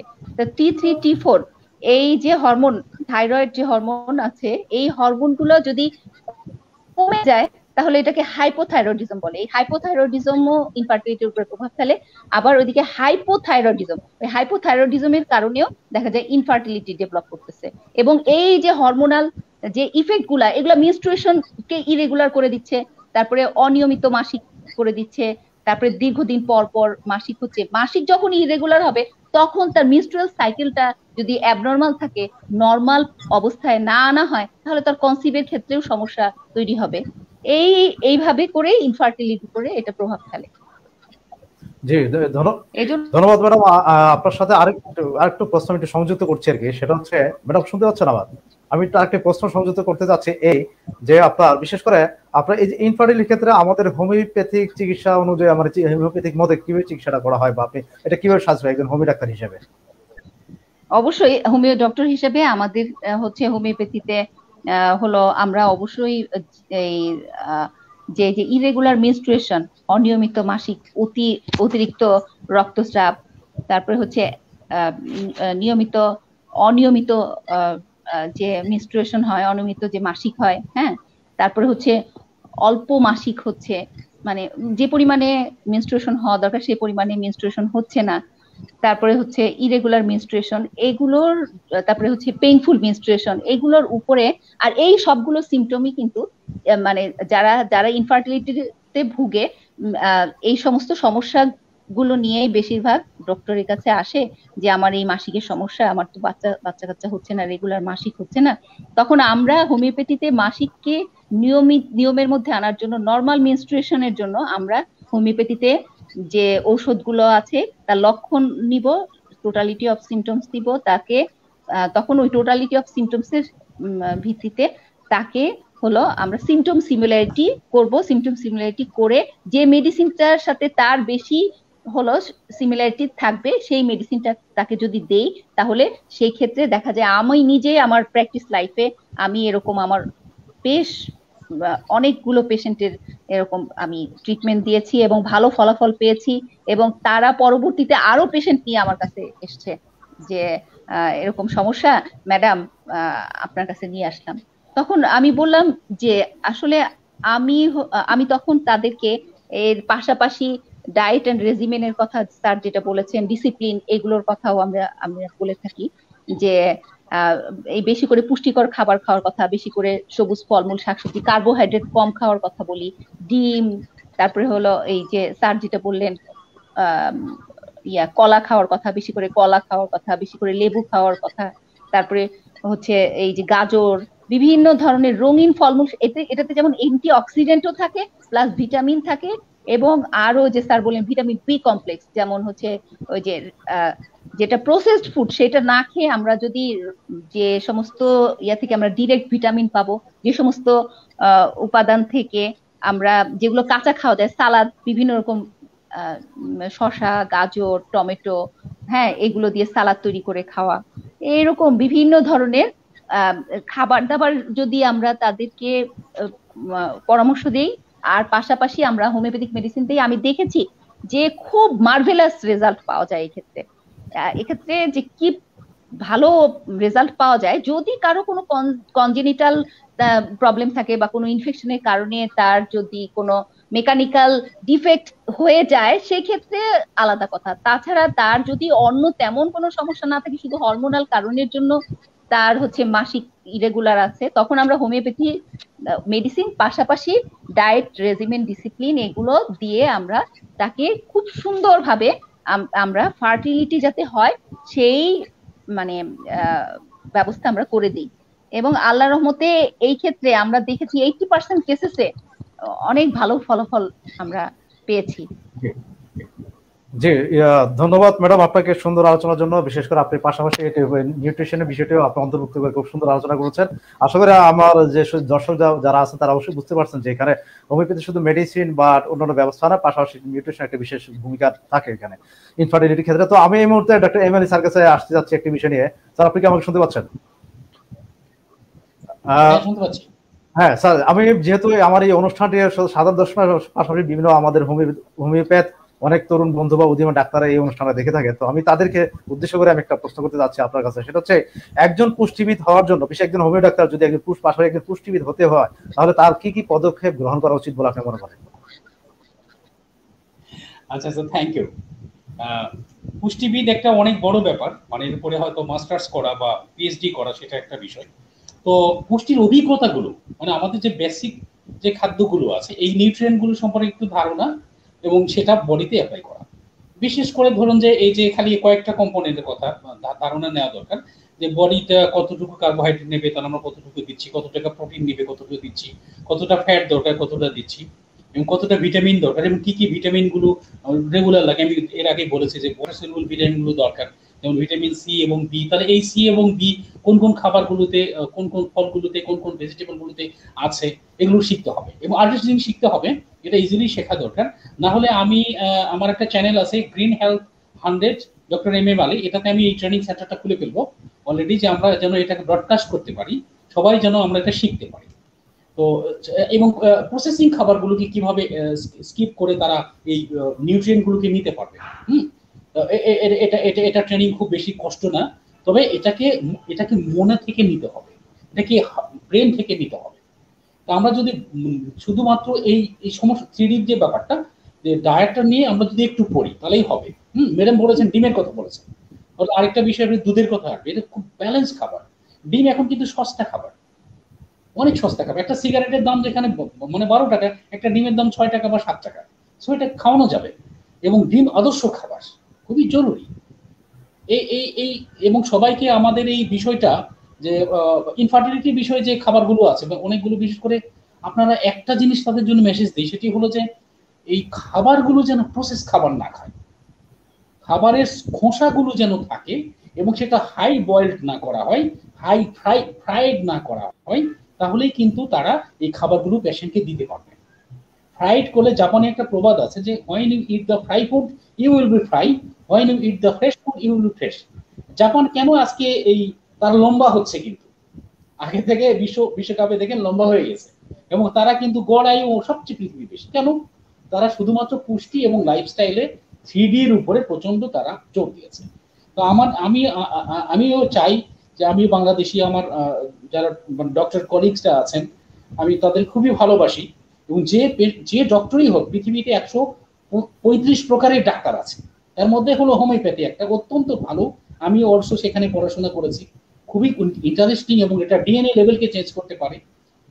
একটু কথা বলি যে হাবিব, আমি হয়তো ভুলে যাব, সেটি হচ্ছে যে ম্যাডাম বলেছিলেন যে তাদের কনজেনিটাল কোনো সমস্যা থাকে বা ডিএনএ জনিত কোনো অল্টার থাকতে পারে। ডিএনএ জনিত যদি অল্টার থেকে থাকে এবং এই কারণে যদি ফার্টিলিটি বা ইনফার্টিলিটি হয়, তাহলে কিন্তু তার গ্রোথ হরমোনই একমাত্র একটা মেডিকেশন যেটা সিনথেসিস করতে পারে ডিএনএ কে বা জিনগুলোকে। তো এই বডিটাতে গ্রোথ হরমোন টেস্ট করাবেন, করে তার গ্রোথ হরমোনটা লেভেল করাবেন। এর জন্য অনেক টেকনোলজি আছে। তাহলে কিন্তু তার এই জেনেটিক যে রোগগুলো আছে, মানে এই কনজেনিটাল রোগগুলো আছে, এগুলো থাকবে না ইনশাআল্লাহ। তবে এই কাজটা কিন্তু শুধুমাত্র হরমোনে পারে এবং হোমিওপ্যাথি পারে, খুবই হোমিওপ্যাথি পারে। আমি আবার প্রসঙ্গে ফিরে আসি যে আমাদের হোমিওপ্যাথি বন্ধুরা এই বেসিক খাবারগুলো যেন প্রসেসিং জনিত কারণে এদের নিউট্রিয়েন্ট গুলো নষ্ট না করে, এবং তার নিজের বডির জন্য সে অ্যাপ্লাই করে। ঢেঁড়স গুলো কাঁচা খাওয়া। ম্যাডাম সালাদের কথা বলেছেন, অত্যন্ত। আমি প্রত্যেকটা প্রেসক্রিপশনে সালাদ থাকে madam. For your kind information, each and every prescription আগে সালাদ লিখি, তারপরে শুনি আপনার কি হয়েছে। আগে এটা লিখে ফেলি, আপনার এই এই সালাদগুলো খাবি। সালাদের মধ্যে গাজর যদি পাই ভালো, না হলে শশাটা খুবই ভালো আছে, না হলে ধনিয়ার পাতা থাকবে, শশা থাকলো, লেবু থাকলো। তারপরে ফার্টিলিটি বুস্ট করে আরো একটা ভালো খাবার, সেটি হচ্ছে রসুন। রসুনটা থাকলো, এটা ম্যাডামের জন্য, আমাদের ডক্টরদের জন্য বলা, এটা দিতে হবে। এবং কলা, আপনি একটা জিনিস দেখেন হাবিব, কলাটা কিন্তু অনেকটা পেনিসের মতো দেখতে, তাই না? কিন্তু আল্লাহ পাক এটার মধ্যে যাদেরকে যদি আপনি ডেইলি 2টো করে কলা খাওয়াতে পারেন, তাহলে এর পেনাইল আর্টারিগুলো এবং টেস্টোস্টেরন টোটালি বুস্ট করবে, এবং মেয়েদের যে প্রোলাকটিন ব্যালেন্স করা, তার ফলিকুল স্টিমুলেটিং হরমোনটা ব্যালেন্স করা এবং এস্ট্রোজেন ব্যালেন্স করা, এর জন্য কলার বিশাল ভূমিকা। আর এটা খাওয়াবেন পেঁপে, আবারও কথা বলি, পেঁপেগুলো খাওয়াতে বলবেন। একটা জিনিস দেখবেন নেচার কি বলছে, নেচার যেহেতু মানে প্রকৃতি যেহেতু এটা 12 মাস দিচ্ছে কলা এবং পেঁপে, তাহলে ভাবতে হবে যে এটা এই ওষুধটা মানে কলা পেঁপে এই বেস্ট ওষুধটা এই বডিতে 12 মাস দরকার। Just follow the nature, follow the nature and apply to yourself এবং এটা পেশেন্টকে। ধন্যবাদ আমরা আমার সময় সংক্ষিপ্ত আকারে, তো আমি একটু সংক্ষেপ করার জন্য অনুরোধ করছি আর কি আলোচনা অনুষ্ঠান। তো স্যার যদি আরেকটু বাকি থাকে আপনি একটু বলতে পারেন, আমি পরবর্তী আমি মাহফুজা খানম ম্যাডামকে একটু প্রশ্ন দিয়ে আমি আমার অনুষ্ঠান শেষ করবো। জি স্যার।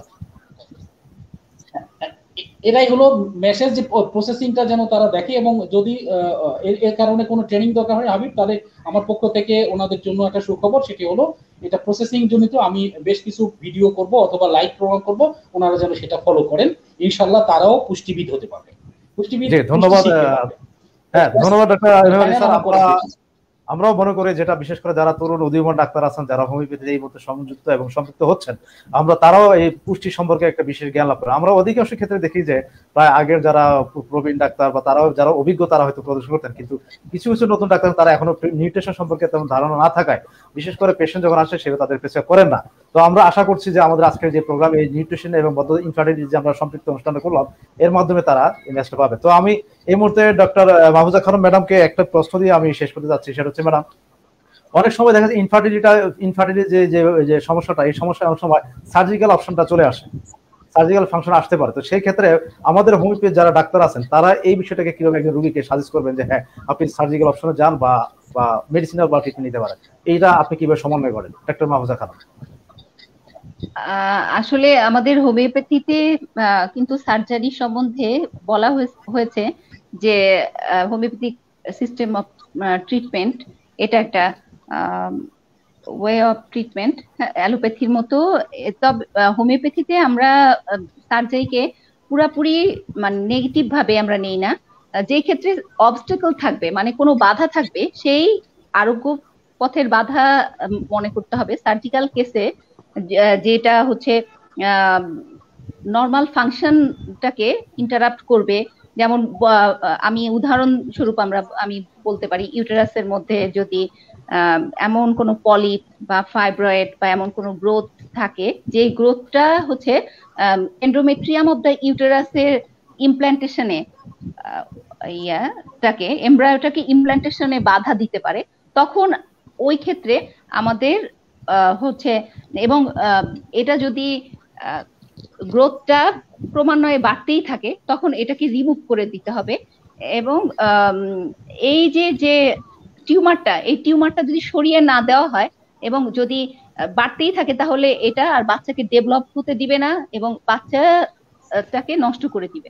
তখন আমরা এইটাকে আগে সার্জারি করব এবং এমন ভাবে সার্জারি করতে হবে স্পেশালিস্ট ডক্টরের কাছে যে এটা দেখিয়ে তার পরামর্শ নিয়ে তারপরে এটা ইউটেরাস না ফেলে ইউটেরাসকে রেখে ভিতরের যে টিউমারটা থাকবে বা পলিপ থাকবে বা সিস্ট থাকবে, এই ধরনের কোনো কিছু থাকলে সেটাকে রিমুভ করে ফেলতে হবে। পরবর্তীতে হলো আমাদের হচ্ছে যাতে এই যে সিস্ট তারপরে হচ্ছে টিউমার বা পলিপ এগুলো যাতে আর না আসে, ইউটেরাসের ভিতরে আর না হয়, সেই জন্য আমাদের ঔষধ দিতে হবে। হোমিওপ্যাথিতে কিন্তু নির্দেশনা আছে pre operative and post operative এর ক্ষেত্রে আমরা হোমিওপ্যাথিক মেডিসিন অ্যাপ্লাই করব। প্রি অপারেটিভ কেসে আমরা দিতে পারি যে আমরা দেখলাম যে ইউটেরাসে একটা গ্রোথ হচ্ছে বা ওভারিতে সিস্ট হচ্ছে, তখন আমরা মেডিসিনের মাধ্যমে আগে ওটাকে ভ্যানিশ করে দেওয়ার চেষ্টা করব, বা ওটা যাতে আর না বাড়ে, যে অবস্থায় আছে ওই অবস্থায় থাকে, এটা ক্ষতিকর পর্যায়ে না যায়, যেটা হচ্ছে ফার্টিলাইজেশনের জন্য ক্ষতিকর, সেই তখন আমরা এই মেডিসিন দিয়ে সেই গ্রোথটাকে কমায় রাখতে পারি। এটা একটা পদ্ধতি। আর একটা হচ্ছে যে আমরা যখন দেখি যে মেডিসিন দিয়ে কোনোভাবেই কন্ট্রোল করা যাচ্ছে না, তখন ওইটা সার্জারি করে ইউটেরাসটাকে রেখে তার রিপ্রোডাক্টিভ অর্গানটাকে মানে যাতে মানে ওই যে বাচ্চা হওয়ার জন্য বাধা সৃষ্টি না হয় সেই অবস্থায় রেখে তখন আমাদেরকে সেভাবে সার্জারি ডক্টরের কাছে শরণাপন্ন হতে হবে এবং তার কাছে বলতে হবে যে আমি আমার বাচ্চা কনসিভের জন্য অবস্থা রেখে আপনি আমার কিভাবে ট্রিটমেন্ট করা যায়, সার্জারি করা যায় সেভাবে ট্রিটমেন্ট করবেন। এবং পরবর্তীতে আমাদের আবার পোস্ট অপারেটিভও কিছু মেডিসিন আমরা হোমিওপ্যাথিতে আমরা দিব, যাতে পরবর্তীতে এই টিউমার সাধারণত দেখা যায় আমাদের হোমিওপ্যাথিতে মায়াজম আছে, যে মায়াজম সাইকোটিক মায়াজমের প্রভাবে এটা হয়। এন্টিসাইকোটিক বিভিন্ন মেডিসিন আছে। থুজা একটা ওয়ান অফ দা ইম্পর্টেন্ট, মানে কিং অফ সাইকোসিস, যেটা মানে সাইকোসিস মায়াজম এর জন্য দেওয়া হয়। এই থুজা যদি আমরা অ্যাপ্লাই করি, আরো বিভিন্ন রকম মেডিসিন যেগুলো কার্সিনোসিন আছে, যেটা হলো খুব ভালো মেডিসিন। তারপরে হচ্ছে আরো হচ্ছে ক্যালকেরিয়া ফ্লোর আছে। তারপরে আরো বিভিন্ন ধরনের মেডিসিন আছে যেগুলো টিউমারের উপরে ভালো কাজ করে। সেই মেডিসিন গুলো দিয়ে বা এটা যাতে আর পরবর্তীতে ওই টিউমারটা দেখা না দেয়, সেজন্য আমরা আরোগ্য পথের বাধাটাকে আমরা সরায় দেওয়ার জন্য আমরা সালফার দিতে পারি। সালফার একটা মেডিসিন আছে, খুব ভালো মেডিসিন। যখন দেখছি আরোগ্য হতে হতে এটা বন্ধ হয়ে যাচ্ছে, তখন আরোগ্য পথের বাধাটাকে দূরীভূত করার জন্য আমরা সালফার দিয়ে থাকি। এরকম আরো বিভিন্ন ধরনের মেডিসিনের মাধ্যমে আমরা যদি রোগী মেডিসিনের বিষয়টাকে আমি একটু বরাবর একটু আমরা জানি যে আমাদের হোমিওপ্যাথি মেডিসিন একজন রেজিস্টার্ড ডাক্তারের পরামর্শে কোনো সাধারণ পেশেন্ট এটা গ্রহণ করতে পারে, অবশ্যই একজন রেজিস্টার্ড ডাক্তার। তো এই জন্য আমরা সব মেডিসিনগুলো একটু এড়িয়ে যাই। তবে অবশ্যই আমরা তাদেরকে পরামর্শ দেই যেন তারা যেন আমাদের সম্মানিত যারা ডাক্তার, রেজিস্টার্ড ডাক্তার আছেন এবং বিজ্ঞ ডাক্তার আছেন, তাদের পরামর্শ নিয়ে যেন তারা ওষুধগুলো গ্রহণ করে থাকেন। তবে মেডিসিন নামগুলো উচ্চারণ করা হয় বিশেষ করে আমাদের স্টুডেন্টদের জন্য। তো আশা করছি আমাদের দর্শকরা তারা রেজিস্টার পাচ্ছে। হ্যাঁ, আমারও একই প্রশ্ন হাবিব, যে একটা মানে ছোট্ট করে একটু আমি দর্শকের উদ্দেশ্যেই বলবো যে আমি যে মেডিসিন গুলোর কথা বললাম, এই আপনাদের টিউমার হলে আপনারা আবার কোনো রেজিস্টার্ড ডক্টরের পরামর্শ ছাড়াই কোনো ওষুধ খাবেন না। কোনো রেজিস্টার্ড ডক্টরের পরামর্শ ছাড়া কোনো ওষুধ খেলে এটার আবার উল্টা ইফেক্ট হলে তখন আপনারা আমাদেরকে দায়ী করবেন। এজন্য আমরা পরামর্শ দিব যে যখনই আপনারা কোনো ধরনের শারীরিক সমস্যার সম্মুখীন হবেন বা ইনফার্টিলিটির প্রবলেম বা টিউমার, সিস্ট, পলিপ, যে কোনো ধরনের গাইনোকোলজিক্যাল যে কোনো রকম সমস্যা থাকলে তখন ডাক্তারের শরণাপন্ন হবেন এবং ডাক্তারের পরামর্শ অনুযায়ী আপনারা সুন্দর সঠিকভাবে সঠিক দিক নির্দেশনায় আপনারা আপনাদের চিকিৎসা করবেন। আশা করা যায় তাতে আপনারা ভালো ফলাফল লাভ করবেন। আপনাদের কে আমরা কতটুকু আসলে দিতে পেরেছি জানি না।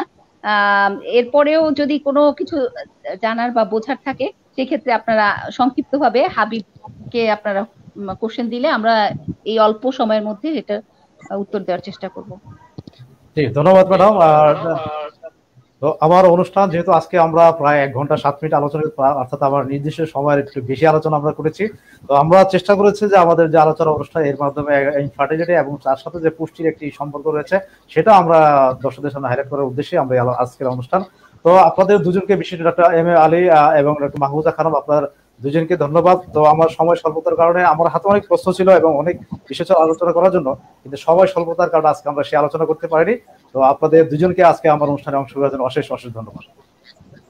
আপনাকেও অনেক অশেষ অশেষ ধন্যবাদ যে এত সুন্দর একটা অনুষ্ঠান আপনি পরিচালনা করেছেন এবং আমাদেরকে হলো এই ব্যাপারে আলোচনা করার জন্য যে সুযোগ সৃষ্টি করে দিচ্ছেন, এই জন্য আপনাদেরকে অনেক অনেক ধন্যবাদ। তো ধন্যবাদ স্যার আপনাকে। জি স্যার, ডক্টর হাবিবকে এবং দর্শকদেরকে আগামীতে এই ফুড নিউট্রিশন এবং এর যে অ্যাপ্লিকেশন গুলো নিয়ে আরো ব্যাপক ডিসকাশন আমাদের দরকার আছে। আপনারা অবশ্যই যোগাযোগ রাখবেন, এটা আমরা ব্যাপকতা ছড়িয়ে দিব এবং ডিজিজ মুক্ত করার একটা প্রত্যয় হাতে নেব ইনশাআল্লাহ। তো সবাই ভালো থাকবেন এবং ফুডস নিউট্রিশন গুলো ভালো তার সাথে অ্যাপ্লাই করবেন। জি, ধন্যবাদ ডক্টর এম এ স্যার আপনাদের দুজনকে আজকের প্রোগ্রামে সুন্দরভাবে আলোচনা করার জন্য, এবং বিশেষ করে আপনি নিউট্রিশন এবং আপনার ইনফার্টিলিটির যে একটি সম্পর্কযুক্ত আলোচনা এবং ফলপ্রসূ আলোচনা, আশা করি আবার যারা দর্শক তারা দেখে এটা থেকে যথেষ্ট পরিমাণে একটা জ্ঞান অর্জন করতে পেরেছেন। বিশেষ করে আমার তরুণ বন্ধু যারা আছেন, তরুণ ডাক্তার, উদীয়মান ডাক্তার, তারাও এর থেকে যথেষ্ট পরিমাণে এক ধরনের তথ্য মেসেজ পেয়ে গেছেন। আশা করি তারা কেউ ট্রিটমেন্ট তারও একটা নির্দেশনামূলক আপনাদের আলোচনায় ছিল। তো আপনাদের দুজনকে ধন্যবাদ, ডক্টর এম এম আলী এবং ডক্টর মাহফুজা খানম, অশেষ অশেষ ধন্যবাদ। আসসালামু আলাইকুম। শুধু দর্শক, এতক্ষণ আপনারা আমাদের সম্মানিত বিজ্ঞ আলোচকবৃন্দ যারা আলোচনা, তাদের আলোচনা শুনলেন। তো আমাদের আজকের আলোচনা বিশেষ ছিল ইনফার্টিলিটি, অর্থাৎ আমরা যেটাকে বন্ধ্যত্ব বলে থাকি, পাশাপাশি নিউট্রিশন সম্পর্কে আলোচনা করছেন আমাদের সম্মানিত আলোচনাগণ। তো এখন মূলত আমরা আজকে যে মেসেজটা যেটা হচ্ছে যে আপনার বিশেষ করে ইনফার্টিলিটির ক্ষেত্রে যে কজগুলি আছে, যে কারণগুলি আছে, সে কারণ বিশেষভাবে দৃষ্টিপাত দিলে ইনশাআল্লাহ আশা করছি আপনারাও এতে যথেষ্ট যারা ইনফার্টিলিটির সমস্যায় ভুগছেন তারাও এর থেকে মুক্তি পাবেন। পাশাপাশি যে সকল মানুষের, বিশেষ করে আমাদের প্রান্তিক জনগোষ্ঠী যারা আছে, তারা দেখা যাচ্ছে হয়তো বা পুষ্টির একটি বিষয় থাকে সেখানে। তো সেই আমাদের ডক্টর এমএলএ স্যার তারই একটা নির্দেশনা দিয়েছেন যে শুধুমাত্র আপনার রিচ ফুড বা উন্নত শহরে যারা বসে তাদের খাবার মাধ্যমে যে পুষ্টি পেতে পারে তা না, আপনাদের নিকটস্থ আপনাদের নিকটই পুষ্টি রয়েছে, সেখান থেকে আপনার পুষ্টি সংগ্রহের মাধ্যমে আপনার নিজেদের উন্নতি সাধন করতে হবে। তো সুধী দর্শক, আজকের আলোচনা আর দীর্ঘ না করি, তো এখানে আমরা আমাদের অনুষ্ঠান শেষ করছি। আমাদের পরবর্তী অনুষ্ঠান দেখার আমন্ত্রণ জানিয়ে আজকের আলোচনা